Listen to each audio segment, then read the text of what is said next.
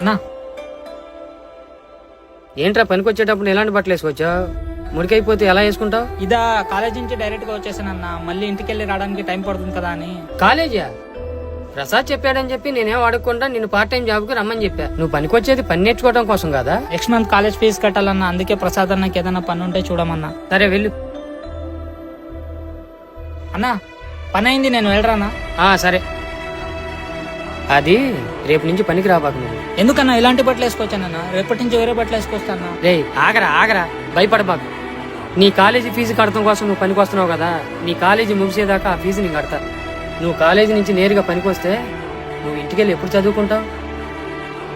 చదువు చాలా ముఖ్యంరా తమ్ముడు. నువ్వు ఈ ఏజ్ లో పని చేయకపోయినా ఇంక ఏ ఏజ్ లో అయినా పని చేయొచ్చు, కానీ నువ్వు ఈ ఏజ్ లో చదువుకోకపోతే ఇంక ఏ ఏజ్ లో చదువుకోలేవు. నువ్వు డబ్బుల కోసం ఏం ఆలోచించొద్దు, వెళ్ళి చదువుకునే చూడు.